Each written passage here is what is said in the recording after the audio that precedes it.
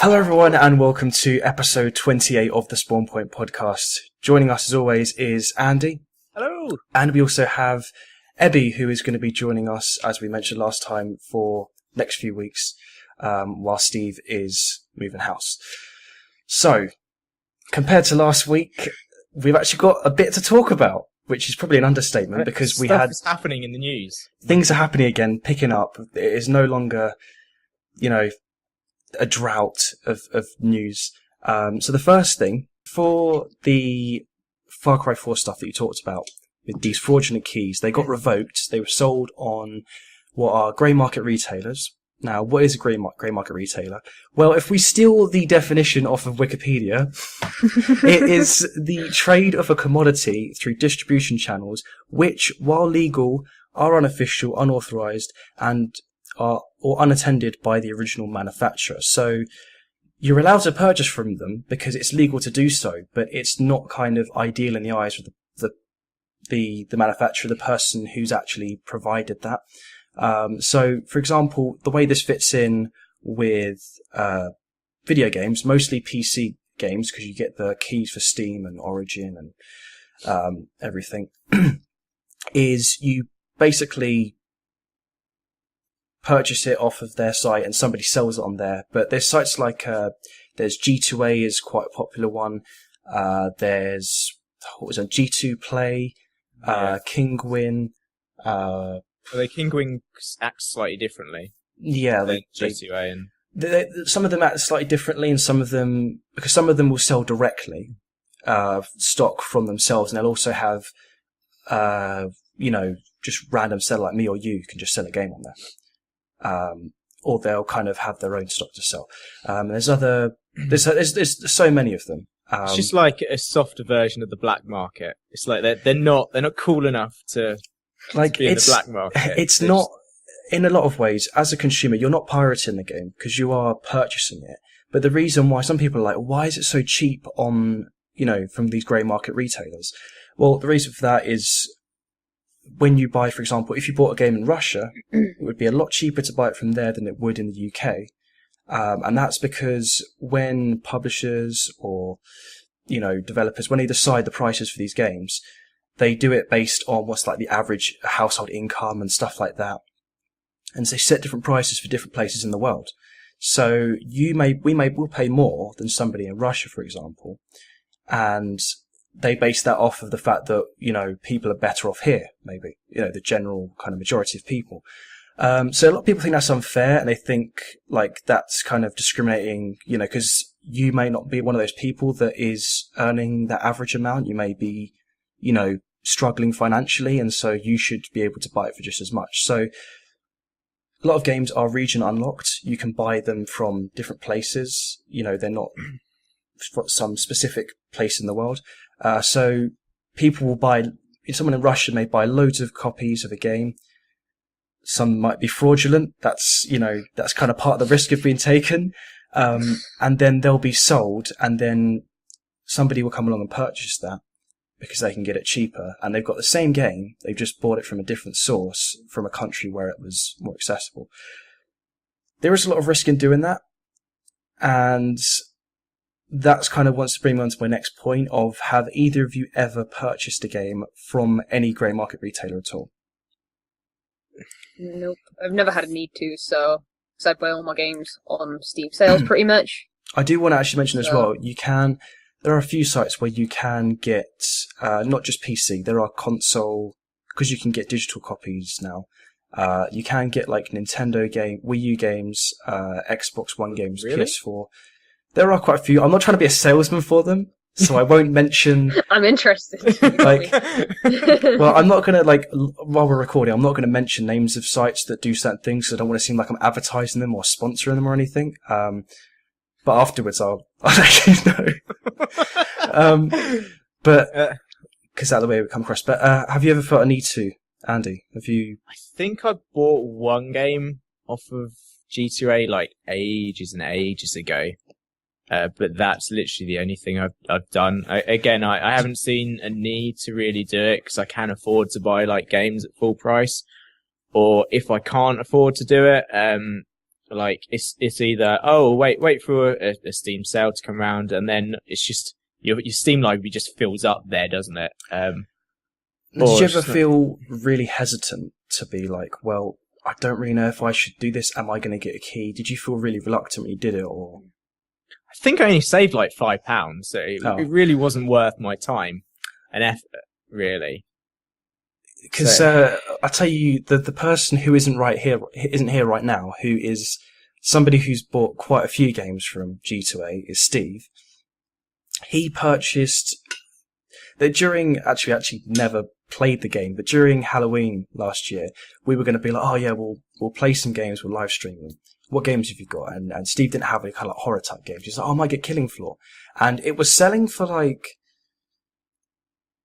I don't know, £2 or something. And on Steam, it was like £15. So he was like, wow, like what, I would be an idiot not to do this. So he bought it from there. It was. See, now that immediately, like, does that not flag up any alarm bells to either of you? Like the fact that there's a game selling for £2, which is usually like 15. I think it was because he asked for my advice because I'd already bought 2 games before, and then this was his first time. He was like, so, he was asking me like, oh, so did you get your games? I was like, yeah, I got them. He said, oh, so how do I do this? Because he didn't know how to do it. And I said, okay, well, first of all, and this is something that I recommend to anybody watching this or listening to this, is if you ever think about doing this, the only time you should ever do it is if you purchase directly from the site itself. Because something like G2A, for example, you can sell out you can get like a selected offer, which is like pretty much guarantees you it, and they have like a protection program as well, which guarantees it. But like, you can purchase from that, or you can purchase from these individual sellers for really cheap. Now, the selected offer, the G2A offer, is usually more expensive, obviously. But then you get these really incredibly cheap ones from like Ukraine and other places. And I look at that and I'm like, that's really dodgy. But this was like one of the selected offers that was at the top. Now, mind you, that game did go on sale, and it was about £3 or £4 during the Christmas sale, but this was before that. So it did actually end up being that cheap. It's just that he got it cheaper. He got it for that price earlier. See, now, I'm completely not an advocate at all for it, and like, I personally think, like, if someone's going to be buying off of the grey market sites, like, if they actually get stung because like the key's been sourced from some dodgy sources, I've got absolutely no sympathy at all for like people that have done that.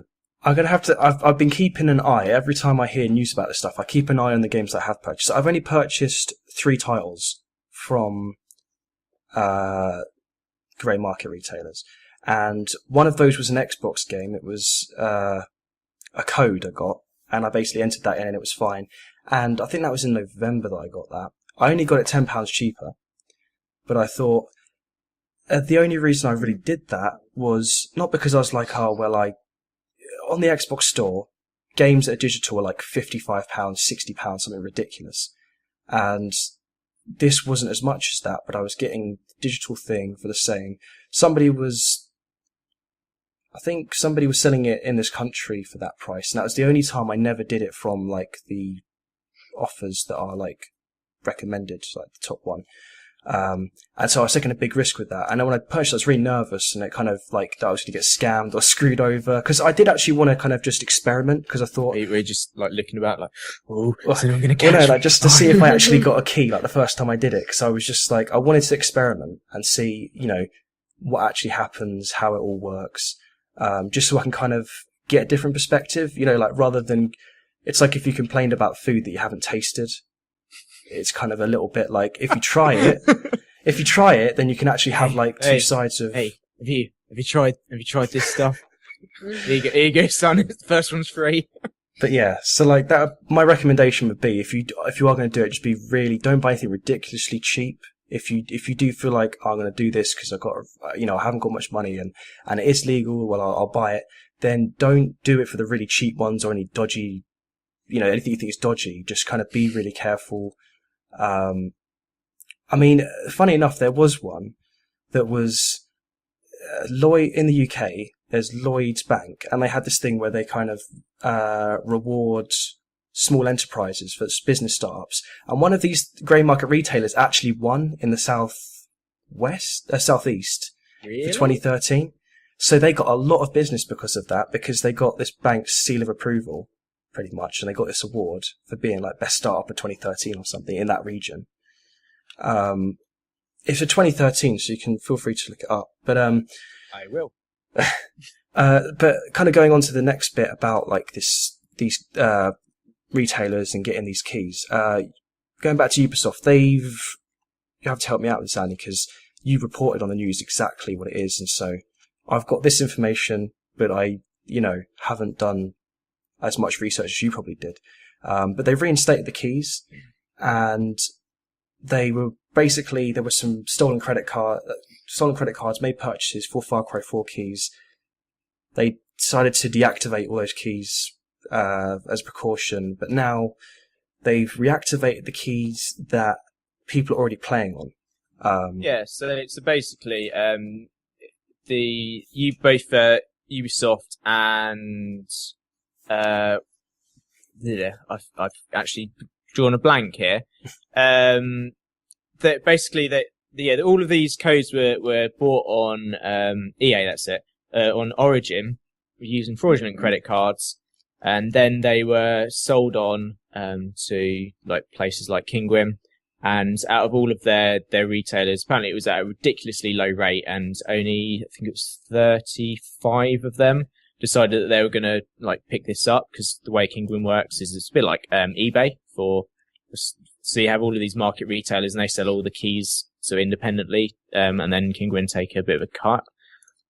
So they got all of these keys. But they did actually, as I read that they refunded, so yeah, these 35 like market retailer guys refunded everyone, but Ubisoft turned around and said as they're stolen property, we're just going to deactivate all of the keys. And now today they've actually turned around and said, well, if anyone's actually activated one of these keys, you know what, we're going to let you have the game. Just carry on playing it. If you haven't activated it, then tough luck. Sucks to be you. What the article didn't say, though, was whether the guys actually, if they had their key switched off, did they get the money back? And then Ubisoft were like, hey, here you go, have the game. Yeah, because you could have won both. You could be like, oh, it's like Christmas come early. I've just literally got a free game. I'm going to do this more often. So that's the thing. So like, have Ubisoft been like clever in doing this? Like, have they been doing good customer service, or do you reckon it's stupid? I think that's the questions, isn't it? I kind of think they did a good thing, because not everyone's going to know that they shouldn't be buying games off these websites. There's going to be people who just don't know straight up, and that's not their fault. But like, is it not the site's place to explain this?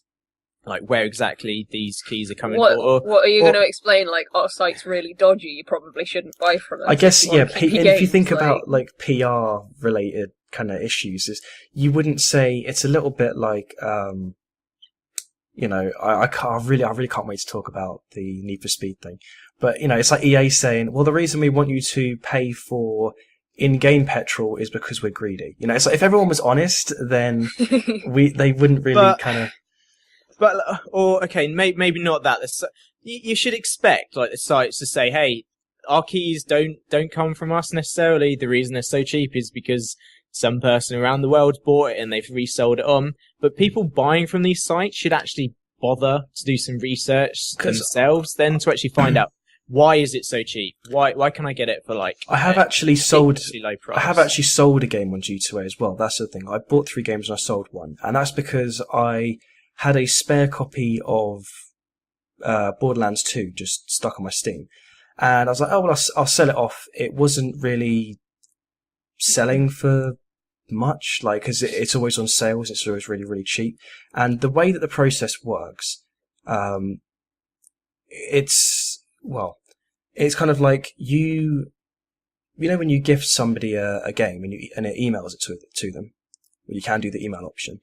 And you click on redeem, and it has like when you click on redeem, it takes you to a link, Now, you basically have to, it's really dodgy because you could actually accidentally redeem it and then you can't sell it anymore. So what you can do is you gift it to yourself, right? So you gift it to your own email. It comes into the email.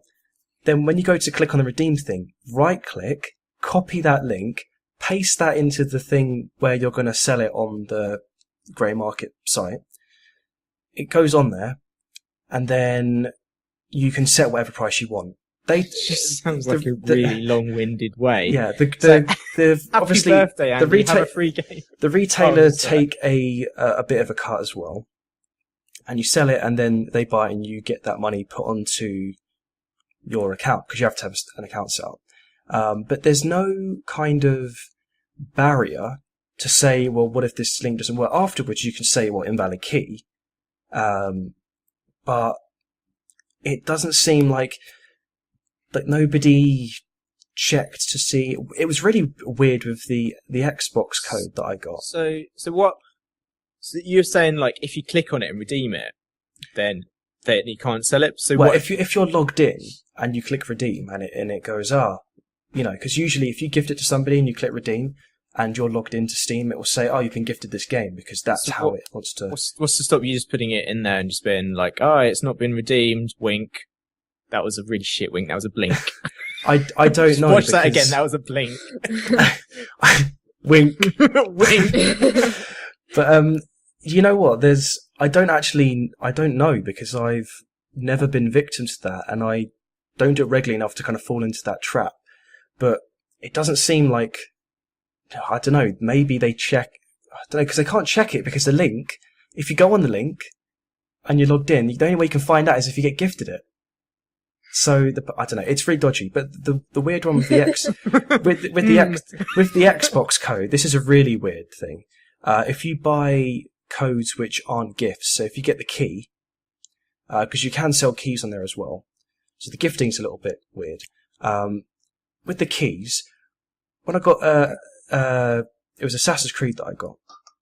I purchased that, and I had to screen share with somebody who worked for the retailer, the grey market retailer. I had to screen share with them on Xbox.com, and they were like, okay, here's the code. So I get the code, I paste it in, and they're looking at my screen, and it says this was successful. And so the whole time they're talking really weird, but it's like, I redeemed it, and like, yep, that key works. I'm like, yeah, I can't read my screen. And it's like, I was like, and then it was just really kind of generic things. And I was like, okay, thanks. It's like, that's okay, goodbye. It was like, is this a robot? But it was literally the way that it's done with keys is somebody watches your screen, puts you in the key. If the key doesn't work, they go, oh dear. You've got to do something about that. They go, oh dear. Sit the chocolate that's on the other side. Is that what they're doing now? It's like they're going, oh dear. Do they say like to you when you're passing over keys? I wish they did. But I would totally buy a game from one of these websites if the Chuckle Brothers were giving me customer service. That'd be brilliant. If I get to screen share with Barry Chuckle and I'm just like there and he's going, oh heck Barry, I don't know about this. I wouldn't put it past him after the you've both seen the Titchy Snyder music video, haven't you? Yeah. Weirdest thing on the internet. If you haven't seen it, go type in YouTube, Chuckle Brothers Titchy Snyder. Best video ever. Okay, so I just want to get a little bit back onto the Far Cry 4 stuff. Okay. Just hop back onto the rails. I was enjoying Chuckle Brothers.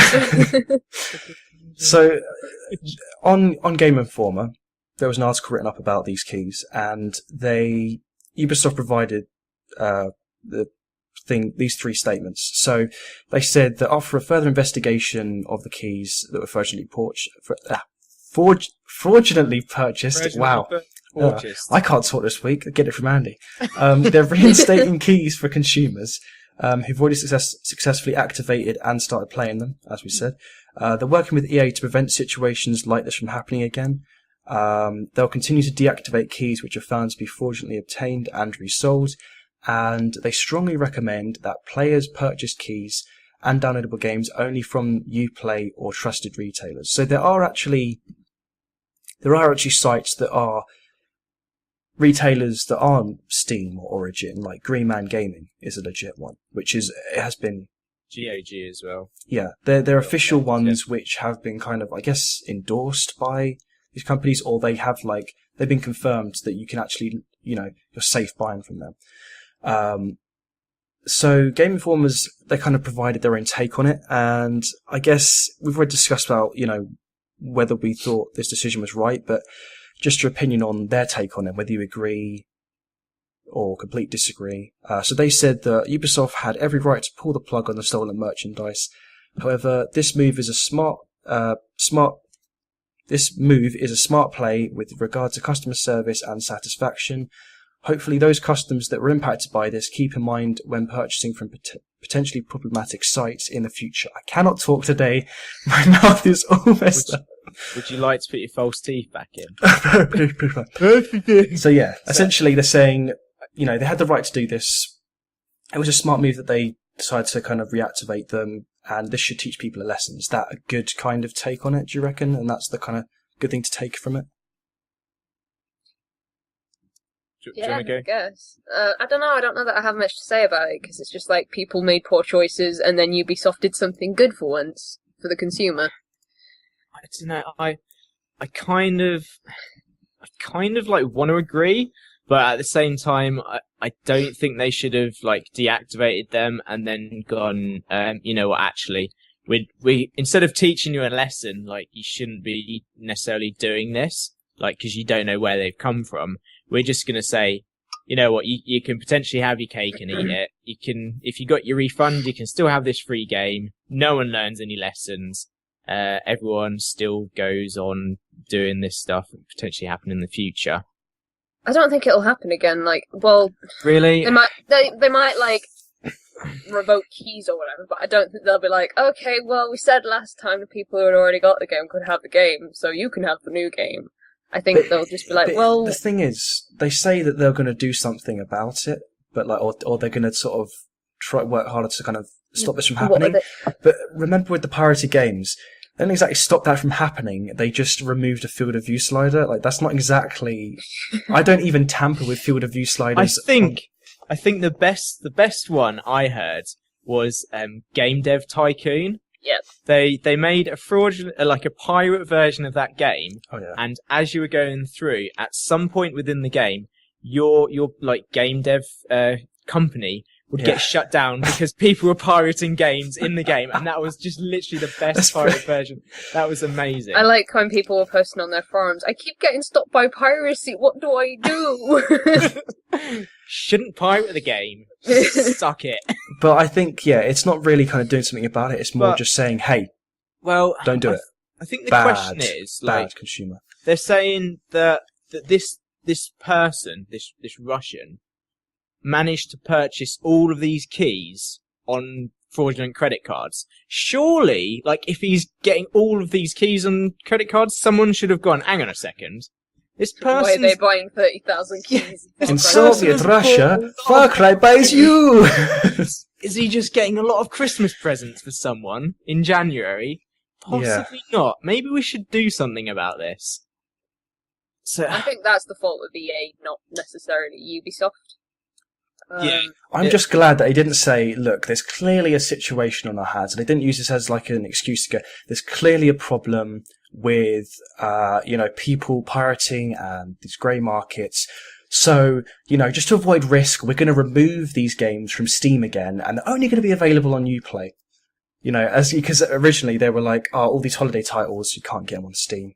And I thought they were going to try and use it as an excuse to be like, just to be extra careful, you can only buy them on Uplay for £500. No, but they're like... At this point, it wouldn't bother me. I'd just be like, okay, I just won't play Ubisoft games because I don't like Uplay. That's fine. It's so frustrating, trying to play something like Blood Dragon. It's like, I launched that through Steam, and then it launches up Uplay separately. Why does it need to have a... That's why I hate Uplay. I don't actually mind Origin now too much. I kind of become more accepting of it, but Uplay is just like when they said, Far Cry 4 and all these things won't be available, they're going to be available in America on Steam, but not in the UK. And I was like, well, I'm not going to buy it then. Like, I'm not going to buy something you play. Like, if I don't want it, if I don't like it, I'm not going to support it. So Yeah, exactly. I mean, I can't like speak from first-hand experience, but from what I've heard, like if people have had issues on Origin, and gone, I want a refund, and they've gone, yeah, here you go. Oh, really? Because Yeah, you I can't would get- really like a refund on a game that doesn't work. Instead, they gave me another key, told me to redeem it through a website. The game still didn't work, but they went, but your key worked. but Uplay's even worse. They'll What? You say, redeemed your key, so Alright, I didn't get a refund on The Sims 3, so thanks GA. Did you get the free copy when they gave it? Was it The Sims 3 or No, that was The Sims 2. oh, is it 2? Oh. So I got The Sims 2 and I was like, yeah, I've got you back. I've got my eyes on you, EA. Yeah. so talking about EA, perfect segue. Let's talk about microtransactions in general, but let's also talk about there once was a time where EA planned a game called Need for Speed No Right. Limits. And on this game, there was to be no limits. Until the limit to drive your car. The one core thing that is required, that's a little bit like if I play Call of Duty or I play PlanetSide 2 or something, I can't shoot my gun unless I give the company money. You know, I run out of bullets, let's get more. But Yeah, but you know what? They're teaching people that fuel isn't free, and if you want to drive cars and race, you need to buy fuel to race. You So know really, what they're is teaching free? everyone life lessons. You know what is free, though? In-game fuel, because it doesn't exist. yeah, not a real thing. it is non-existent. There is no shortage of, It's not a shortage of real- pixels. No. Virtual fuel stations are going bankrupt because they're Just- just giving away all this virtual fuel. Pixels are deteriorating before our very eyes, people. But what we are, probably thinking, what the hell are you talking about? So, Need for Speed No Limits is a mobile game, and in this mobile game, in order to you have fuel, and in order to, well, I hope you have fuel, otherwise you can't drive. But you get fuel, and in order to keep driving, you have to basically give EA real money, unless you want to wait. So. You have to wait a couple of minutes before you can drive again, and you have to buy 3 gold bars if you want to drive immediately. Now, this is heavily restricting the core gameplay to the point where microtransactions, it's like, well, that's meant to be like an additional thing. We can get some cool stuff. And like, this is like blocking you from saying, hey, if you want to keep playing this game, I don't want to wait. It's like holding your game hostage and saying, give us money and we'll give you back the game. And so you can wait, but that's a long time just to race again. So you could be like, I don't honestly know how it would technically work. Like if you're in the middle of a race with somebody and then halfway through Wait it's a like, minute. you're like, oh no. I can't imagine that do they do that? No, they can't do They that. can't be, it wouldn't surprise me at It's this got to point. be like but, after a race. yeah. At least they'll be that kind. You know what my favourite part of racing games is, though, is when you have to go to the petrol station and refuel the car. That's my favourite part. I don't know about Is you. it? I mean, I really enjoy refilling the car because, just out of interest, has anyone ever been to a petrol? I know we're getting off topic. Has anyone ever been to a petrol station? You need to be 16 to pump petrol. Well, you need to be You need to 17 be- to drive a car. So, that's So you fine. could be like, all right, Dad, I'll pump the car with petrol, but you drive. But yeah. So I guess there's a couple of things to really discuss, and then go into a bit of a bigger picture about microtransactions. EA seem to be the center point for all this. Like in terms of microtransactions, they throw them in anywhere possible. Like even games that you pay £40 or £50 for, and then it's like, hey, here's some more stuff that you can buy and give us more money. Now, overall, I think I really know the general answer is going to be the same for all of us, but have EA gone too far, ... again? No, this is alright. There you go. You wanted a different answer, I assume. So now, I was looking at this, and like there's very little information about these time limits, but if it's like 1 minute 20 or something between races, The 3 gold bars, and mind you, what did we say the price was per it's gold? about £1. It was about 50 pence Per a gold gold bar. Like, if you bought... That's so much money. So 50 pence. It's quite a lot of So money. that is 40. No, hang on. That's 45 pence to drive instantly again. If you to avoid driving. What? Waiting. No, it's £1.50. What are you on about? Are you high? You said 15p per gold bar. 50. Oh, 50. I thought you said 15. Holy crap. And Okay. you were like, that's not too bad. I was thinking That's that's not still. maths. Yeah. No, because it's 15.50 sounded the same. But That's based on okay, so buying- £1.50 to reduce waiting for a minute and 25 seconds. Put the game down and go and make a cup of tea and then come back to it. If it's Yeah. that important to you. And also, there isn't any talk that I know of or any information I could find about how frequent these happen. It didn't say it in the article, which is on craveonline.com, is the one we're referring to. It doesn't actually state on there how long the wait is, how frequently you run out of fuel. See, now, I was looking at this, and on the surface of it, it doesn't look like it's another dungeon keeper, as in, hey, if you want to dig out this square, you're going to have to wait an hour, because your imp is shit at digging it. Unless you've got real money, then he's going to be awesome. But it's always mobile games, isn't it? It's most of the time, it's always like mobile and tablet games that it's like, what do they call it? Freemium? It's not free to play anymore, because because in England we're not allowed to call them that anymore, which is actually a good thing. Well, even on iTunes, on the App Store, it says get instead of free. But like, I'm gonna say something here. I played Candy Crush Saga for quite a long time, and I never paid a single penny. And I actually quite enjoyed like playing it after a while. Like, it's like, oh, you've got, I can't remember how many goes you had before. It was like you got to wait a day or something stupid. But I was like, okay, I've got 5 minutes. I'll play about there. Oh, I've done it. I can't get past that level.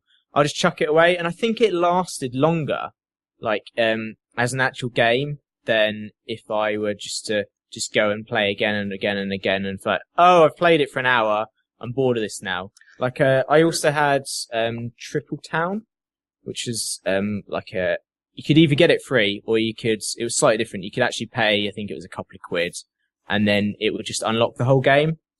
But if you just played it free, you had, you could put, per map, you could put like down like 50 things or something, and then if you used them all up, then it would be like 10 seconds between, the next time you can place an item. And I actually enjoyed it more when I didn't pay for the game, and I was like, I've got to wait now, like an hour or so before it all fills back up. Should I say, EA in general seems to be, especially with their mobile game. I think the Simpsons ones, like Simpsons Tapped or something. Was it Tapped Out, wasn't it? Tapped Out. That has really long waiting times. A lot of these games where it's like, you have to build something. It's like, if you want to build the next plot, you're going to have to wait 4 hours. And like, but this is, I don't know. It just seems very heavily restrictive. Yeah, I've played on some weird games that have those sorts of restrictions on them. Like, I play otome games, which are like visual novels for women. And I was like, I'm going to try some out on my iPhone and on my Kindle. And they would give you, like, a few paragraphs of text and then say, you can either wait a day or pay us some money to get the next bit of text. And then I was just like, immediately delete that. It is holding content hostage until they get more money. It is like polite robbery. Like, did you have to pay up front for that, or was it like a free thing? No, it was a free thing Could you like pay for the whole thing to get the whole game? No. Which is what infuriates me, because I would happily pay a $5 to play the game. Like with Plants vs Zombies 2 as well. I'm a big fan of Plants vs Zombies. I think it's really fun. But they went from just being able to buy the game and have all the content to buying individual plants for stupid amounts of money. They were like £1.49 each, going up to about £4 quid. And it made the game really difficult to play without them. Like, it really wanted to make you buy them. So I think I don't think it's going to be the case for this, but I would be okay with, like, if it was a race and then you'd have to wait a minute and a half to race again, and that was literally the only wall between it. I think I'd be okay with that. But if it started going up to ridiculous, like, time limits, or they're like, hey, to get the next upgrade, you need to spend 50 gold pieces to upgrade your tyres to something else. I mean, the thing is, though, Fuck that. This kind of leads me on to the next question. When you think microtransactions are acceptable, like what kind of items, for example, like just cosmetic stuff? Do you think it should affect, gameplay aspects? Like, do you think that it should give you certain kind of advantages, or do you think it should just be like purely like aesthetic, cosmetic type things in games? I don't think I agree with it in general. Like, I don't know, because I just feel like I would much rather buy the game and have this is the actually game. that's kind of actually what I said to Andy, I think, when we were talking about H1Z1, is that I would rather just that I kind of gone off of these free-to-play games because I kind of lose track of how much I'm spending, and I'd rather just have to pay a kind of one-off sum and then not have to worry about... I would just actually like to make a correction to the thing we said about H1Z1, because I'm sure I made a comment saying that it wasn't a free-to-play game and you had to spend money to it. It is actually going to be a free-to-play game, but in order to get early access... You have to pay, You have to pay. I don't get early access, so you have to pay the same or more than you would at retail. It boggles my mind. If you wait until it releases, you're going to get a full game, and it's going to be free for you to download that. So SOE or whatever they're called now. The thing is, some people don't mind microtransactions. They like to have free to play MMOs, for example. I don't mind them when they're not in your face, and if it's not pay to win, the whole thing about pay to win to avoid it is just make them cosmetic things which people are like, that looks pretty cool. They stand out from the crowd, or that's something that's going to be quite useful, but it's not going to give them a advantage over whether they can beat me in like a PvP sort of thing, or, whether they're going to have a better time than me. Just kind of it might make things look better or recolor certain armors, or just things like cosmetics, I think. So what about like skill boosts? Because there's some games now where you can go, you pay a bit of cash and then you get a skill boost for a certain amount of time. For the gamer who doesn't want to play his game. But like it's like, okay, I might not necessarily have enough time to grind up through all of the levels. So if I spend however much on a skill boost for a bit of time, then I'll be able to get to the next place a bit quicker. But you're still playing it technically, but well, that's interesting you say that, because I think I'm okay with that now. Literally, just the thing about with Warlords of Draenor, the new expansion for WoW, about instantly boost your character to level 90. I asked a lot of people what they thought about that, and they kind of thought, what if you're somebody who is you don't have anything to show? If I went from level 1 to 90 legitimately and played through it, I'm going to look, people are just going to think, well, he could have just paid that and got that instantly. But what about all the loot? Do you get, like, if you just go straight up to 90? Because I seriously considered it. I was like, maybe I should try WoW, because I haven't played... But then the level 90 just becomes the level 1. Because if everybody's just boosting to level 90, it's just going to be like that. And then what have I got to show for it when I've hours and hours and hours to get to 90, and everyone's like, yeah, you didn't get that legitimately, you just paid for that. But like, you have all of this cool loot from everything that you did. But it's actually a really clever marketing thing by Blizzard, because I'm sure there's going to be some people that have not played it for several expansion packs, and then just gone, I can get up to level 90 where like my friends are. So maybe if I jump back in, get up to level 90 on my character, and then I can carry on playing, and then Blizzard's like, ka-ching! I haven't played it since before Cataclysm came out. So, you know what you said about boosts? I think in terms of like a player versus player scenario, like if you're playing against, like someone plays against me and we're fighting each other, then if it's going to give them some sort of advantage, that's unfair, because that means like, even if I'm like, I'm poor in real life, the last thing I want is for rich people to beat me in a game as well. So you don't want to be uphanded just because somebody's got more money than you. But I mean, no, I disagree there, because like I don't think it's an issue. If they were saying you could buy this gun, the only way you can get this gun, which is like supercharged, it doesn't have any ammunition. Because it's no, I've got an issue with the fact that they go, the only way you can get this gun is by buying it. Yeah. If it's but accessible, if they're like, okay, you can speed up your XP a bit, I think I'm coming around to the fact that it's okay to give them a boost because, like, maybe someone like me doesn't have enough time to get that far. just exclusive stuff that's going to give you an advantage is just wrong in all cases. Yeah. I'd say. And I guess the final thing, just to summarise, do you think in general that there's too much focus with the microtransactions in games nowadays, we see, specifically in AAA stuff, those sort of titles? Why does Assassin's Creed Unity have microtransactions? That's my question. They have no purpose. I can tell you from someone who's put 100 hours into that game, I have not, literally, right? I've unlocked everything in that game, and I didn't pay anything. Like, literally, you go from the point of, you could unlock this, like you hack it, and get it instantly, but then you can get to that fairly easily. Like, it doesn't take a long time. Like, you can just gradually get... Because I haven't played Unity, but what do you just paying... It's just like, all of the weapons that you can generally get, like axes, swords, pistols, etc., you can get them early if you pay money, and it is expensive to do that. But it doesn't actually take that very long to unlock them, to get everything. So why? It's not in your face. I didn't feel the need to do it, but do you just think they try too hard just like to put them in games and just have so much focused around them? Maybe they needed the money to finish the game. Oh, I went there.